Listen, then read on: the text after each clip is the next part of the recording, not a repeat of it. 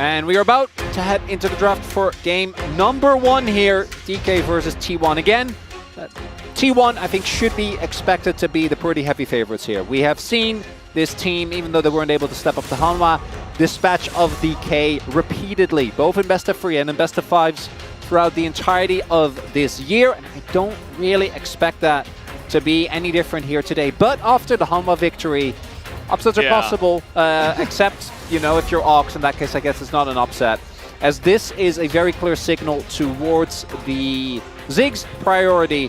And also, interestingly enough, I'm kind of wondering if T1 is going to feel obliged to still end up going for that Ziggs, with the Jhin already being taken away. And then outside of that, small and no surprise, Nasus, I do think, has justifiably dropped in priority for the other teams.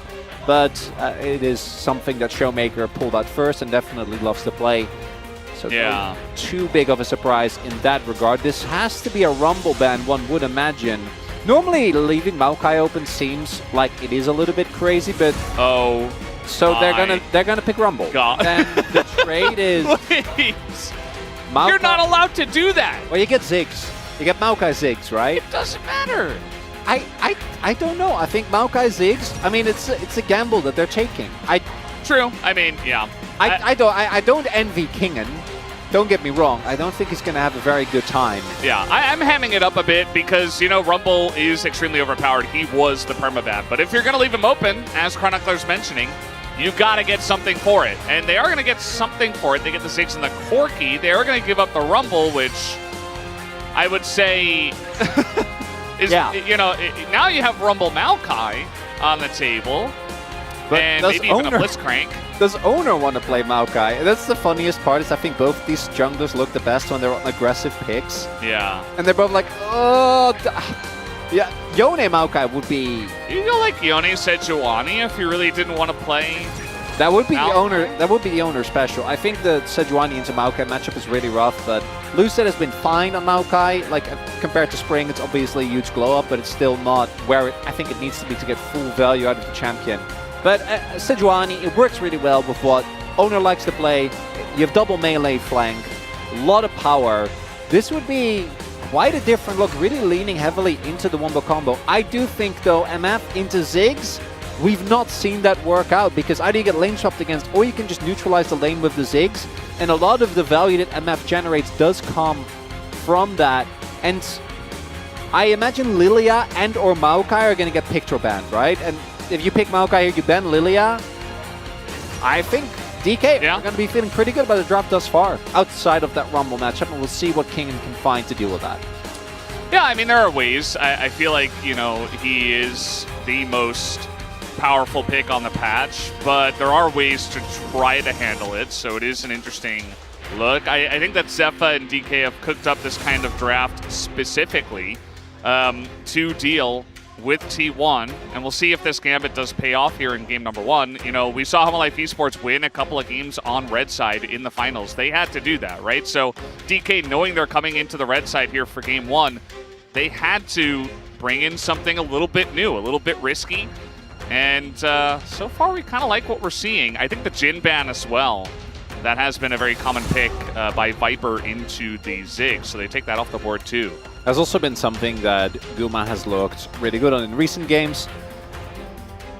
Lilia, to me, feels like a must ban. It does mean that the support pool is pretty much wide open. Very often we see a lot of support bans that come through. I imagine DK are just going to slam the Leone here. Although, given that they already know who they're playing into on top side, they can also just pick Kingen's champion here on R4 and then give Mom the counter pick. Leaving open the Lilia is kind of crazy to me, given how, one, that pick is insanely strong. I feel like it has a good matchup in the Maokai because you get to outpace him and still have a lot of value. And then also Lilia MF and Rumble as a three-man unit. The amount of setup that you'll have for the Yone is kind of crazy. At least the Sejuani's taken away, which is something that we did really want to see. I wonder how Moham's Blitzcrank is looking too. I mean, like you mentioned, I think Leona probably just the go-to. It's left available. A lot of top lane and jungle bans. Good into MF as well. It's good into MF. You know, it just feels like the go-to, but we've seen a lot of Maokai and Blitzcrank. Thought it deserved a mention, but Leona does feel like the go-to pick here. And so Moham, we've seen a lot of this alongside of Israel. Lilia Braum? Maybe it's kind of what I'm looking towards. The downside, obviously, of the Braum is that really good into Leona, but it does take away from the engage potential.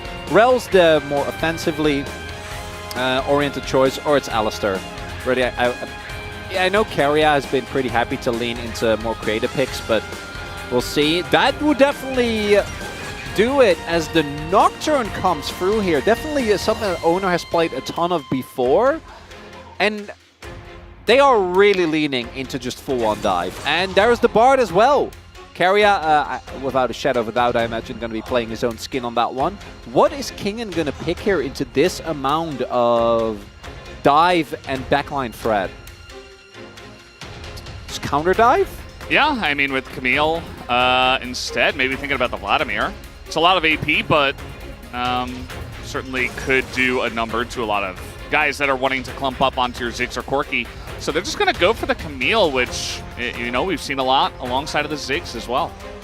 The Vladimir with WMAX has actually, and Grass has actually been really picked up by a lot of players, including Kingen. Yep. So I wouldn't be surprised if we end up seeing it. I do think trying to play it into Rumble is not going to go that well. Maybe save that for a matchup where you don't get completely roasted. It's really interesting because I was kind of expecting him to lean into some more counter dive. There are a lot of champions that you can play, but the problem is, can you play them in the Rumble, right? And the answer is probably maybe not. I mean, you can play AD Cannon in a 1v1 into Rumble, but then you don't have quite the threat in the counter dive. Yeah, you don't. So it's kind of like an awkward pick, and Cannon has definitely fallen off a bit in the meta. When looking at this, it kind of feels to me like the opposite, right? As that's Birdal, right? I believe. Yeah, Hoya Birdal. Love that. Duck Dom. Coming to cheer on their old team. Oh, we know this guy, a champion of the LCK multi-time. Delight, of course. He's on his day off. He's like, oh, I already qualified. First seed, by the way. But if I look at this, outside of the Rumble, I'm like, it feels more like T1 was the one on red side. Like, this is not what you would expect from a blue side draft. Very aggressive, very into T1 style. But I think D+ their comp looks a lot easier, looks a lot more straightforward. We'll see if that's enough to get them a winner in Game 1. I agree with you, Chronicler. I think D+ Kia came into this first game very prepared, and we'll see if it works out for them on the Rift. As we're ready, let's hop onto it for Game 1.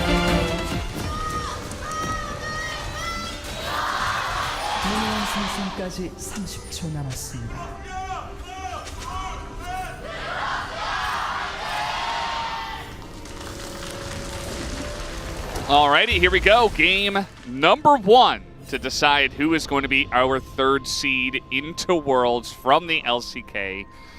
I would say that most people believe that T1, the favorites, should go on. For sure.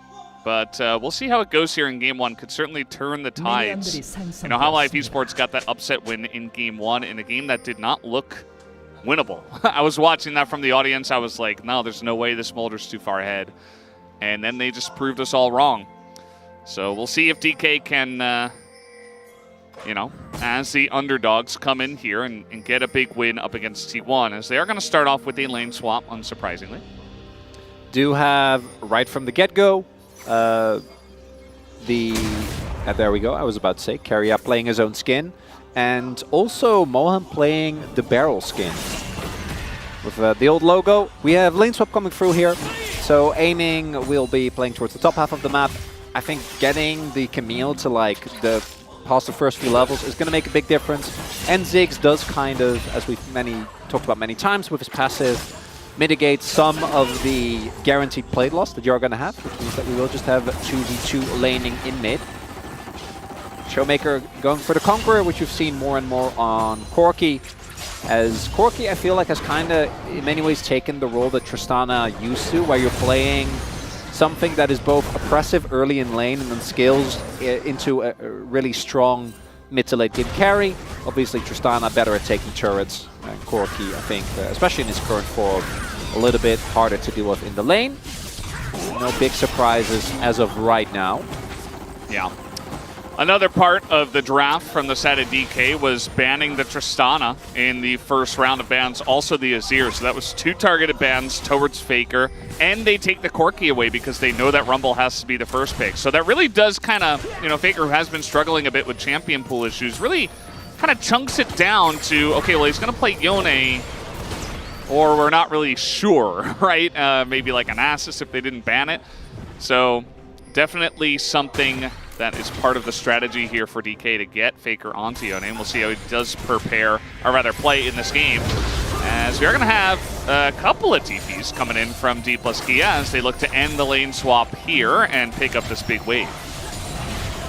This is always a bit of a risky move, and I think DK did the right precautions, right? Making sure that Moam's there, also having King in, but that TP is going to cost them pretty heavily. We'll see if they can get the interrupt. Doesn't look like it's going to be the case. Now, the upside is that Zeus TP'd to the wave from the brush, so I think King should be able to catch most of it, and there's obviously not really a dive opportunity. Pre-6, Nocturne dive. Generally not going to be too threatening, and Oner is on the opposite side of the map. This is going to be like 3-4 minions lost, and Zeus will get a free back off, so it is still, in that regard, a pretty decent win, but DK, going into the lane swap, knew that they were going to fall behind slightly in gold, but you got through the early levels for your Camille, and then you also... yeah. Yeah, he went up there for a melee minion, and he didn't even get it. Now he's going to get it, but that's going to be Faker's flash now gone. And that's with a Maokai on the enemy team, right? If he doesn't get a W up, like Lucid can look for something here if they want to risk it, as long as the Q3 is not available. We'll see if they actually want to commit. Showmaker doesn't have that much damage yet, but as I was saying, I do think Faker on the Yone hasn't really had the impact we've seen from the other Yones. Obviously, we did come just off of a Chovy and Zeka match, who, as far as Yones go, are both pretty good. But it's interesting to see. Showmaker, I think, has been by far the most important member on this roster, where he, to me, is the single biggest indicator of DK winning or not. Like, if Showmaker's having a good game, if he's able to maintain parity levels in farm, if he's able to make plays on the map, DK just look completely different from the teams that Maroras do. I know what we also have the aiming go kill, but Ziggs, as strong as he is, I think quite that is all. Yeah, Guma in a lot of trouble here. He does have the magical journey, but following is Moham, and guess who's here? It's Lucid. The jump scare from the jungle. It will be Moham who does pick up the first blood. Guma not even bothering to use his flash, but that is a fantastic start for this bottom lane of DK. Very nicely set up there. If Guma would have gone for the cleanse flash instantly, could have survived that, but the moment he got knocked back, wasn't really going to be a way for him to live with Lucid in the position that he was in. This is one of the big pieces of criticism that has often been levied towards Lucid on his non-AD junglers, right? Early impact, actually making something happen on the map. And all set up by Moham. Good look here early on for the DK bot lane. Yeah. Taking a look at the top lane, we did mention multiple times that if you are going to go for this gambit and give over the Rumble, that Kingen's not going to have a fun time. I think he knew it. They saved R5 quote-unquote counterpick for him. I mean, it was counterpick basically because he picked it after the Rumble, but Rumble doesn't really have any counters, so good luck. But he picks the Camille. It does very well with the team. It can frontline, it can set up the Ziggs, and you have a lot of threat in the late game. You have a lot of pick potential in your composition as well. And so I like the pick at the end of the day. He doesn't have to farm too much in order to be a big threat later on. He is still Camille, and he can still press his R button. And now they've gone for what looks to be like another swap. Aiming's just in the top lane. And the bottom lane is free for Guma to just hit with 3 grubs. Yeah, not too sure about that one. We go back to happier times here for DK again. Set up, Moham just hits level 4, gets the E, and then that cleanse unfortunately does not do a whole lot. And then here, even with the stun, Lucid with the flash ensures that you lock him down. A kill goes over to Moham, which isn't ideal, but still going to be very happy with that as it takes Guma out of the equation, which is also why he is behind Guma in CS. As we might have another 3v3 here. Faker is on his way. King and getting in there as well, and he's going to take a bunch of damage. Avoids the fear by flashing, but it doesn't seem like that's what DK wanted to go for. Looks like they didn't have a lot of vision to know exactly how many people were there. But yeah, they try to punish. It does not work out. It's going to get the flash out of King already. And Camille Flash, obviously good offensively. I think she is one of the champions that will have a lot of safety. What is bigger, though, is that these waves are getting continuously dropped by DK. Like, T1 is the one that is continuously, and as a result now, even though they're behind at first blood, ends up being up in gold, is because they just keep getting these waves shoved into turrets. No one on DK can catch them, so they catch a plate here, half the wave there, half the wave here. And it's led to the situation where even though DK should be heading gold, as of right now they are not. Whereas T1, I feel like with the timings again, Zeus is going to catch this wave just as it comes up to the turret. We'll have to see. Now, level 6 spikes are obviously absolutely monstrous here for T1. And I imagine that DK wants to try and refrain from fighting for objectives in a 5v5 unless you are fully set up with everyone there, because of the mobility on T1, the ability to turn off the vision very, very easily, and the amount of dive that's there. It's an interesting highlight on the XE, as King is just going to hookshot away, but yeah, that's Rumble. Oner is here as well, probably just highlighting the fact that Oner is above level 6, and this is where you want your Nocturne to be, right? As they are looking for a play here on a Moham, the Eclipse is up. He's also just going to flash. A lot of very safe flashing in this game. Faker did it. We saw Moham did it. I mean, Faker's probably going to die, so he had to do it. Here comes an equalizer. As King continuously getting pushed out. Keria and Oner here. But we got Moham and Lucid here as well. Lucid just waiting. Guma's on his way. His ult out if they do decide to go for the dive. Here comes the Nocturne, avoided with the Camille ult, and the Maokai ult coming out as well, looking for Oner. There's a ton of damage over the top from the Ziggs. Oner in a lot of trouble, will avoid a bunch of the early damage, but eventually does go down. Zeus getting pretty low himself, and the counter dive comes out. The cleanse here from Guma, but the follow-up from Lucid, and they're gonna get Zeus as well, but the stun comes in. Lucid and Moham super low, but there's nothing that T1 can do about it. And these are the types of fights that I don't think DK normally should be able to win this early on. T1 attempts to set up a dive with full knowledge in front of DK, and this is a Camille, like even without flash, she has so much built-in escapes with the E, with the ultimate. And the reality is, like, your CC is pretty lackluster, right? Outside of like a Bard Binding or a Fear, you don't really have that much going on. And they overchase. Aiming immediately gets the TP in, is able to assist. And then the extended fight here from DK, with Lucid still being very healthy. And I thought this Bard Binding maybe was going to turn it. If Guma like picks up a double here, then you could be like, okay, fair enough, you know, a bit of an overchase. But instead, colossal win for DK. Made even funnier by the fact that they still are barely ahead in gold. I imagine because of the fact that when aiming TP'd, Faker was just getting the plate. So by the end of it, T1 still have the gold lead. Yeah, it's almost like they have kind of stumbled into gold leads in this game, and I would say that is mostly due to DK's macro not exactly being clean. So it really isn't, Valdez. Yeah, I'm trying to be a little bit nice, but yeah, it's kind of obvious in the beginning of this first game, as kind of everywhere, but that's fine. You know, at the end of the day, it's still a relatively early game, but T1 kind of get out scot-free. And they will get the first Drake on top of it. Cloud and then Ocean up next.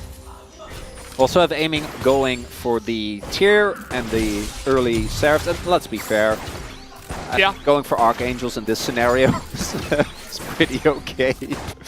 Trying to stay alive desperately. And they have Locket as well. And we saw actually the value of that Locket in the previous fight from Lucid. Ended up being a pretty big difference maker, I do think, in keeping those very low health bars for DK alive. Yeah, what's going to spawn in 2 minutes? Very late Drakes, also outside of Chemtech, a lot of high value Drakes. And DK, in my opinion, any fights that they're winning before they have access to Triforce, like, you're going to be super happy about, right? Like, both Showmaker and King are going to spike insanely hard once that item is available.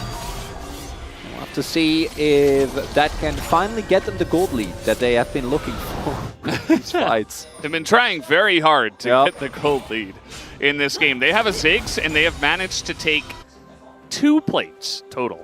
There is still a minute and a half, so a chance for aiming to get more, but it doesn't really look like T1 are leaving these plates very open either, so at the end of the day, feels like you have a Ziggs. He's going to be delayed on this damage because he has to build defensively. He's also not getting the early gold because, well, they kind of just dropped the ball on that. So they're not getting the early plates. The Ziggs eventually will still be a big threat in this game, especially with the Camille and the Maokai. Oh. But not quite what you were looking for. That's a lot of people. Kingen might have to flash again. Trying to bait him in is Zeus. And yeah, nice dodge on the Bard ult, but here comes the Nocturne. Very difficult to get away from this one. The Fear is coming in, but he does avoid a little bit of the damage, but not the Fear. And now the Equalizer will come down, and Kingen is just dead. DK not able to turn this, and T1, they've got everybody in this one. As Faker comes over, a double kill for the Rumble. And now Zeus is off to the races. Attempt to turn there for DK ends up backfiring immensely, as the heavy investment of resources on T1 is going to get them 2 kills. Both Kingen and Moam end up going down. Showmaker will be able to get like a plate or 2, but not really what you're going to be looking for. And the worst case scenario is that the kills went over to the Rumble. Like the kill that Kingen got earlier actually kind of was, you know, eventually Camille's going to become a really big sideline threat. You'll have enough resistances, enough bulk that you can maybe look for a 1v1.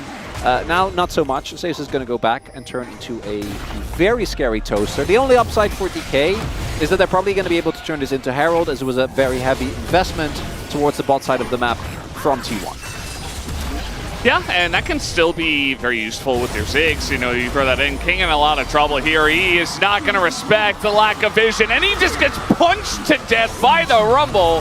3 kills already for Zeus. And we talked about this top lane matchup. Moham now in a bit of trouble. Faker keeping him around. Keria wants to do so as well. Here comes Oner. Not having the paranoia, but he's just going to flash on in as, so low is Moham, but the blocking comes in. It doesn't matter. The Q will land the final blow. And that is another kill on the board here for T1. And a lot of this snowballs as well from the fact that you get the kill in bot side. That means that DK is going to have to play a lot more respectful, as we are still attempting a catch here.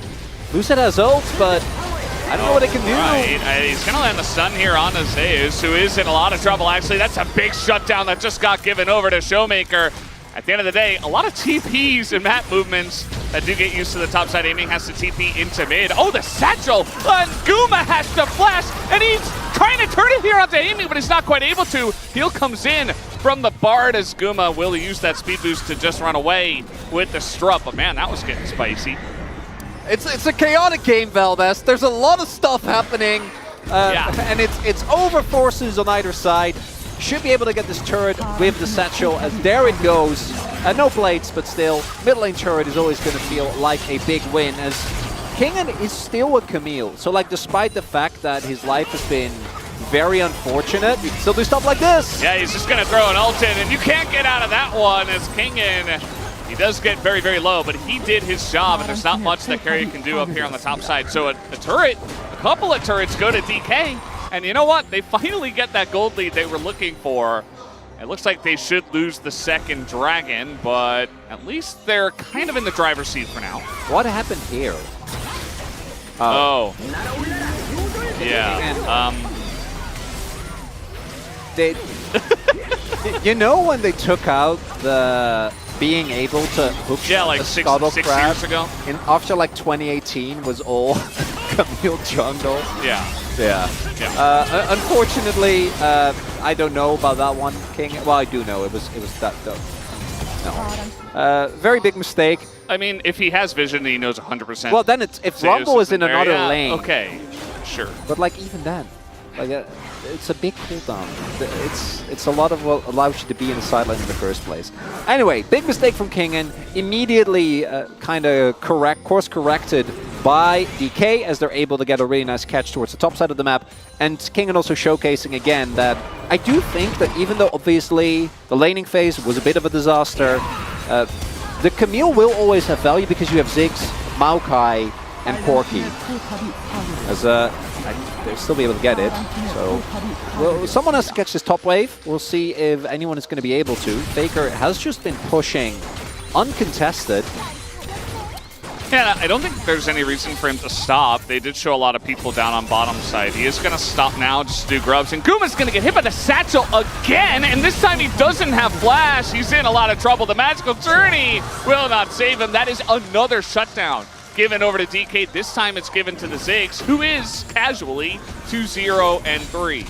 And with MF, if you have your BT... Oh, possible collapse. Yeah, they're trying to turn, actually, onto Zeus. That's a ton of damage. He has to flash away, but now trying to get on top of aiming, who is left all alone. He satchels over the wall. It's beautiful, but that is a Yone who can do even better than the Ziggs can. Dingen's on the way. Trying to turn here on a Faker. There's the Solar Flare. They should be able to trade this one back. Lucid tanking up a ton. He gets the root. He flashes away. He lives. It's a double kill for Showmaker. And just incredible back and forth action in this first game. It is a complete back and forth here, Valdez. And in the end, it's DK that gets the better hand of T1 in the consecutive series of fights. 5-0 for Showmaker. All right. And it starts off with, again, this can't happen 4 times. Guma, like you can feel impervious with MF because with BT you're so tanky. But that can't, as you're saying, that can't happen twice. Like, you need to be more respectful of the Ziggs. And then here we see immediately a lot of damage comes down. Zeus ends up getting taken out of the fight right from the get-go. And then aiming, yes, he ends up going down, but flashes the ultimate, gets the satchel over the wall, buys so much time. And then here, I know it's just Maokai, but that doesn't matter. He's able to stall for Kingen to arrive. Showmaker and the gang dispatch of him. Lucid with the flash stays alive. And yes, mid lane turret ends up going down, but I think DK are going to take that trade anytime. And now we see, I haven't talked about it yet, the Mountain Soul is going to come through. And if you are playing the dive composition in this equation, you need to keep stacking those dragons. And with the gold lead, I don't think DK is going to let you get more of those for free. It's now, Showmaker's CS numbers have been one of the big things. A lot of it is obviously the way that DK play, right? The fact that they give a lot of the resources to aiming.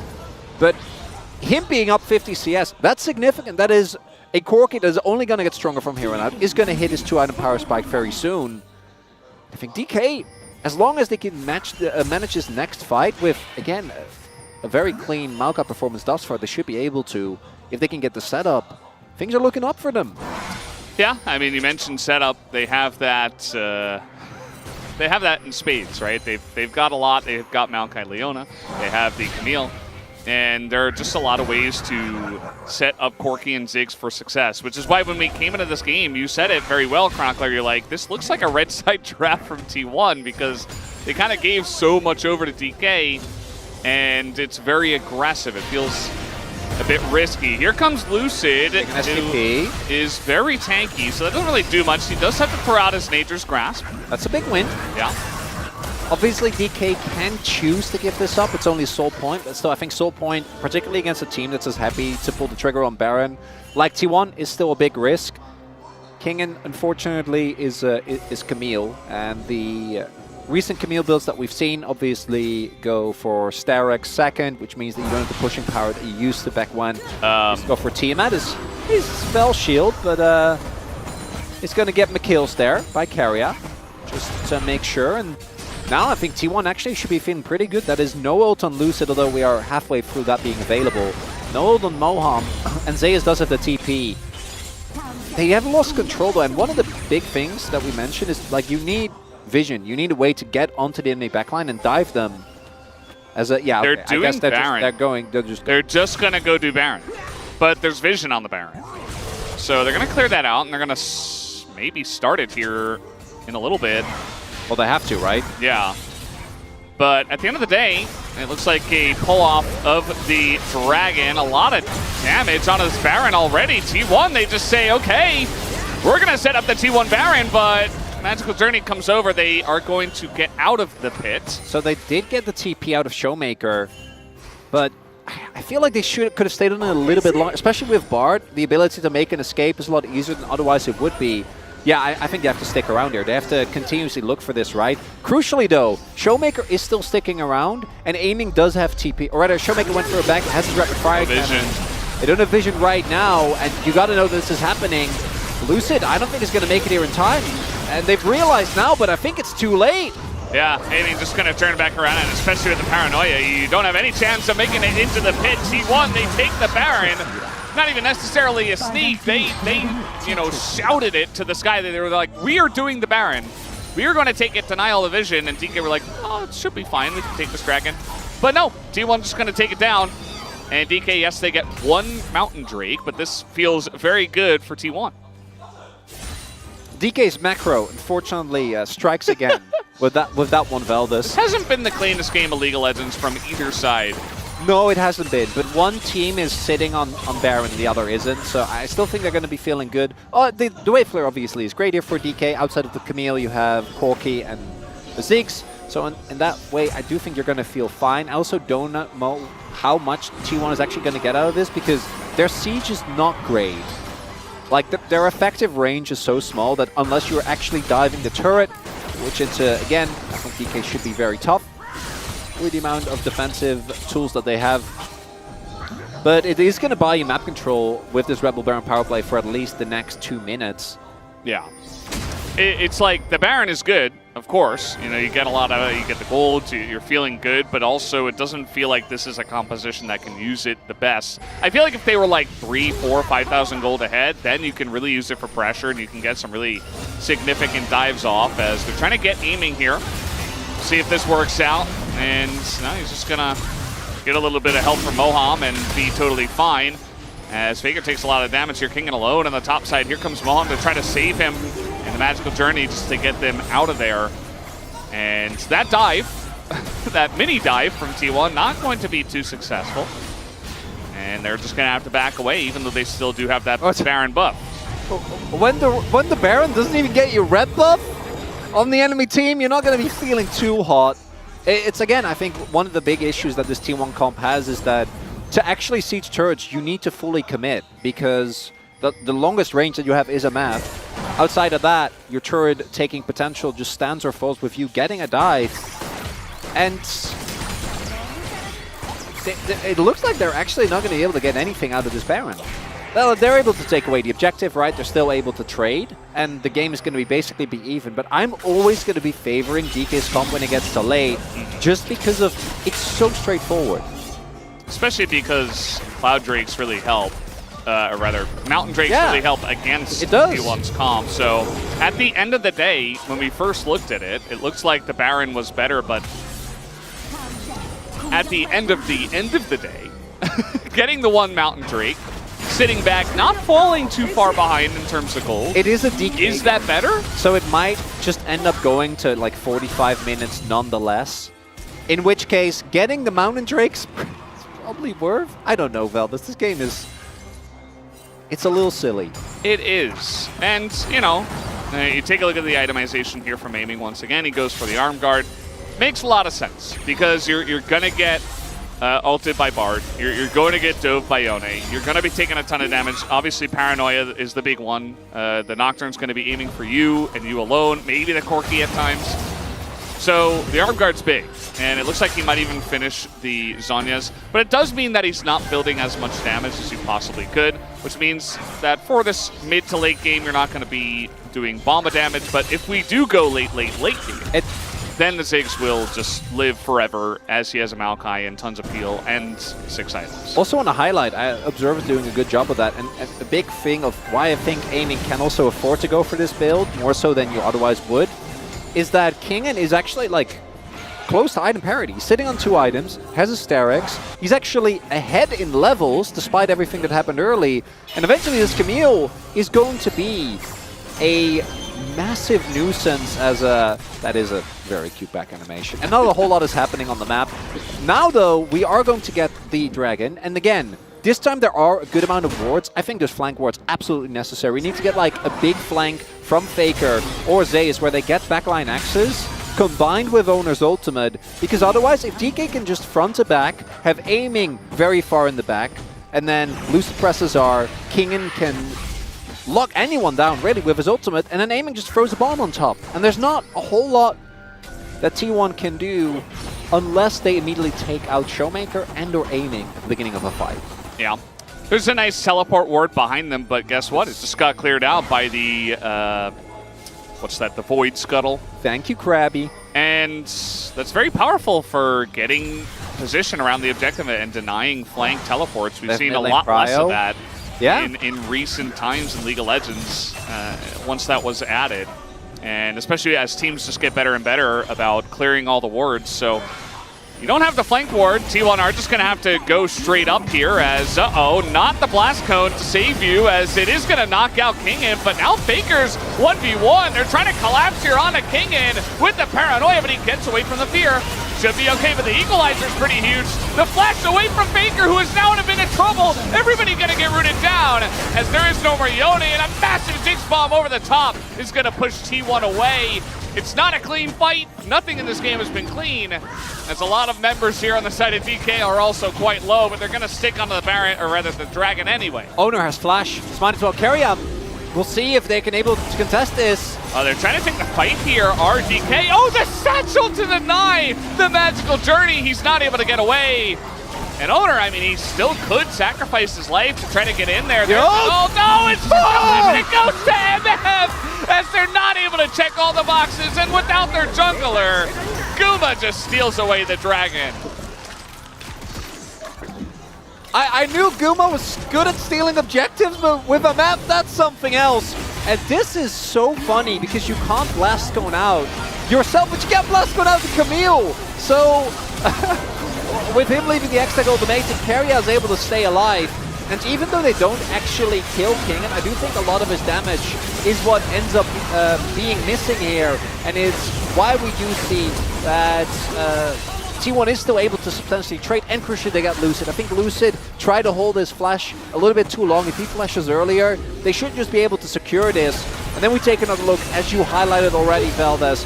Beautifully done there on the satchel. And then with King and TPing in, you're like, okay, well, this is definitely gone. But he doesn't actually go for the hook shot connect, which means that Guma just gets the ult with impunity. And now it's soul point for T1, despite everything that happened. They get soul points. Now, there is a big issue on the enemy team. It is Showmaker with 7 kills. Yeah. You mentioned that, he's got to really show up for DK to play, play well and find wins as a team. Seems like he has shown up, and he also went for an arm guard. He used all of that extra money, and he said, you know what, arm guard's pretty good. And I just think about stopwatch and the fact that that was in the game for so long. I know. It's so funny. It's so strong, stasis. And now DK, they're just gonna we're gonna group up in top and just push. Get the inner. Yeah. Okay, and T1 is kind of calling their bluff and looking to push on mid. Keria almost. No, he's just actually dead. Not almost. He is just dead. They gotta start Nash. 8-0. Like, especially with the positions that they got right now, like Guma is gonna get the mid inner, and Oner is still here, so steal is a possibility, but so much of their setup does come from this Bard. They don't see Camille. They don't know where he is. They have a suspicion. And the setup, as you mentioned, it's just the turn from the side of DK. They try to get in, but the arm guard is there for Showmaker. And this fight, a massive ult comes in from Faker. And he's just going to get super low, as will Oner. Oner barely getting away. But at the end of the day, T1, they stop the Baron take. And the turn is, again, not very clean. Kingin looking for more, and he will actually take down Oner. And that is pretty huge to take out the jungler. That alone might actually be enough for them to get the Dragon, right? Or the Baron, right? There'll be a 10-second window where we can TP in the Ziggs. As we take a look at this play, Keria just straight up underestimated. This is a level 17 7-0 Corki. Can't just walk up like that. And it ends up being the turn here that is, I think, what ends up saving the game, right? Very nice stopwatch, but then Faker, crucially, this time does get aiming as well as the Corki. There is enough damage. They still don't win the fight decisively, and as it, again, turns out, Kingin is able to get this crucial pick. But if they don't land that 2-man ultimate, that's going to be the end. I just don't think it's enough because, again, Oner is just about to get to life, and everyone on DK is on this Baron. Oh, they're going to stalling. They might be, oh no, just the dragon, or rather the damage is just way too much, and now here comes the combo. The turn comes in on a Guma. It's not very clean. They should just take the Baron as they finally do take it down. In goes Oner, but he's okay. Now Showmaker doesn't have a flash. He's being burned down quite a bit here. They're looking to turn as there goes Faker into the backline, takes out Showmaker. And an angle here for Guma, pretty good. Moana probably gonna go down, and that he does. And DK, they get away with only 2 Baron buffs. Can really feel the pressure in this one, Valdez. Yeah. Oh, that's tragic. Because that failed flash actually ends up killing Showmaker because he's forced to just walk over the entirety of a Rumble ultimate. Ends up going down. Both Kingen and Moam end up flashing and then just kind of die. And now DK have a negative Rebel Baron power play. So this was all great. This is lovely. You know, Keria obviously is going to attempt to stall. Then Kingen goes in because he doesn't want Guma to steal out again. I think the E was okay, but you can just E into the wall and leave that B. And that thing's stealing the Baron against Smite. Well, no, I know. And then here... Yeah. If he flashes over that wall, they can't chase. Like, Showmaker's healthy enough. Mountain Soul on the cards. Yeah, they're gonna get it. Just gonna get it for free. There's nothing that Lucy can do, even though he approaches the dragon. It's Mountain Soul for the dive team. So now you've got that extra little boost of survivability as you're going deep on some of these dives. And most importantly, you denied it from DK. It's an elder flip game, Fel. That's like... it just has to be. We have just been missing the obvious truth that this is just a Challengers It's just game. Challengers. It's just Challengers, baby! I don't know why it took me this long to figure out. Is DK still have a minute left? Yes, our regional qualifiers first match. It's just Challengers. So they still have Baron, and they're trying to get the inhibitor. They're going to get it. Unless T1... No, it's gone. Okay. That is 6. And so, on the flip side, I think if DK got Mountain Soul, that's game over. Because I think T1 just won't have the necessary damage to chew through it. On the flip side, though, DK still have a Camille, still have a Ziggs, and they definitely are going to need to buy some Shred, right? Void Staff definitely needs to come through. Yeah, there are people here, Kingen. Your whole team was on the bottom side of the map, and he is going to give up the red buff. And they're still, they're still on the bottom side. They're going to keep pushing? I don't think you're going to get... Well, they won't. No. Oh, they still have the Baron power. Recalls, everything's fine. It's Moham showing barrel skin there. Free double lock now. Double lock it. Well, they are playing into pure dive, but you do get so much less value. The one thing this does allow you to do is have Moham go in and have Lucid like play more peel or Showmaker and aiming and still get coverage of the entire fight. But also, I mean, Locket's just so strong. What else are you building? Let's be real. I don't know. He already had his other support item, which is Warmox. There aren't any other items in the game at the moment.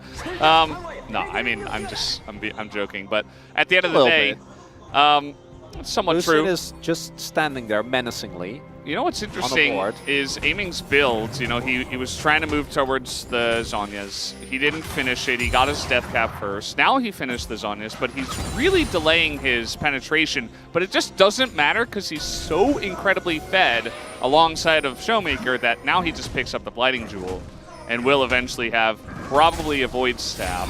Could go Crypt Bloom into this comp. I wouldn't be too against it, but if he's trying to really chunk through some of the Mountain Soul and double Mountain Dragon resistances that T1 will have, might want to get that Void Snap.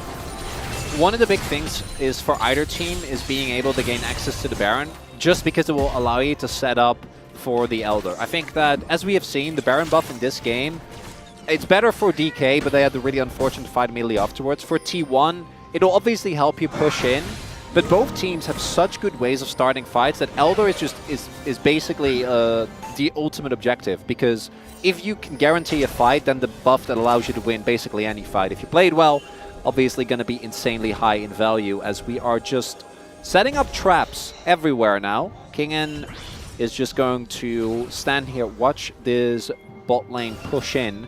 And it's really big that right now, if you look at the vision control, very heavily in favor of T1. Are currently sitting on control of the pit, although there is still a ward there, as Kingen still hiding in the fog. And they're trying, I imagine, to get as big of a wave here towards the bot side of the map as Zeus does know. Here's the timing. This is very, very dangerous, right? Because there is a Nocturne in this game. Kingen knows this as well, and yeah, he needs to run, and he will. But this does give the opportunity to DK to then retake control, as we can see, of the Baron pit, and hopefully set up for that, as Keria really embodying the Bard with just walking in front of your enemies. This time he doesn't die, so that's a big one. Yeah, not going to challenge the Corki this time. Good. To be fair, he didn't really challenge him last time. He was just around the Corki, and then Corki said, "You're going to die." Well, I don't know. Maybe he was challenging, but he just wasn't. He wasn't winning. No, not going to win against that guy, who, by the way, after using the arm guard, did finish his Zhonya's on Corki. Yeah, IE for Showmaker now. Yeah. As you mentioned, the Zhonya's as well, and yet T1's just going to start it. They at the very least want to force a summoner, but DK actually holding off for now. Yeah, I mean, at the end of the day, you do have a lot of control with the Bard and a lot of ways to kind of control space and control the timer. Showmaker just kind of going to start this one up, as we're just highlighting the fact that they have not cleared out the wards. So T1 know 100% that this has started. They have oh, now they know. Yeah. And that's the delay. As Bard going to do Bard things, trying to get the Scuttle Crowd, but it does go to T1. King's still pushing in bot. Zeus does have his TP as well, so just a classic Camille angle here. But yeah, no kill on the Baron just yet. What this does mean is that with that bot side inhibitor is going to respawn in 10 seconds. That's actually huge, because getting bot side prio makes it so much easier for DK to just get to that Dragon Pit without any issue. And now we're getting into the territory where I imagine that DK are actually going to pull off and focus on Elder. I think Elder is by far the better objective for these two teams as of right now. But look, Keria has already made his way over and has actually set up a good amount of vision. Banana Brush control still here for T1. Sweepers are readily available for DK, so they should be able to retake control here. But this fight is going to decide the game, VODS. It should. Everything's up. This game has been very back and forth. I would agree. I think this one should decide it. There's another TE ward from Keria that was placed around the pit. We'll see if DK can sweep that one out this time. And there's no void stuff. Do note that here on aiming. Yeah. That is going to be pretty big. As a bit of poke damage is coming in. He is using his satchel and also Solar Flare. Oh, that's a big cooldown. That felt like the perfect time for T1 to go in, but they don't really have control. I mean, down satchel and down Solar Flare could have been a nice angle, but... Big thing here is that I think that Kingen continuously gets this shove as Moham has the flash. Kingen in the 1v1, obviously insanely strong, but he can't overpush because of this. I mean, that is a very long dive, and he's got hook shots still. So now you're down Paranoia.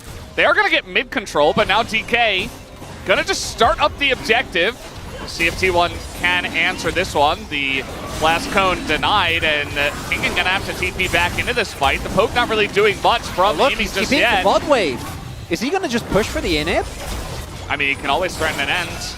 And potential for T1 to not get away if they stop the backs, but we do have Rumble Zeus. He is going to back now, as this is a very tense moment in this game. Are we just flipping it? We're just flipping it, I guess. I mean, Faker trying to find the angle, and it's just going to come down to Gumayusi again! It's going to take down the objective, and they're TPing. They're trying to end the game. They say, enough with your Elder Dragon, but Zeus there's no way! Stasis! And he might just be able to defend the base by himself. Down he will go. But T1, they still have Elder Dragon. Aiming's going to go down. Down will go Kingen eventually, as Oner will take him out with the Paranoia. And that might just do it, as T1 and Gu Guma. They take the objective and they look to push mid. This is 42 minutes in. No one that can clear waves is going to be alive anytime soon. Zeus can TP in. I'm pretty sure this is just going to be it. There's an Elder buff, and it goes to Guma of all people. And it was a total flip. There were like 8 people around that Drake. Oh, DK. That's going to be it for Game 1, Velves. What a suitable ending to this first messy game. Absolutely. This is exactly the way that Game 1 had to end after what we witnessed for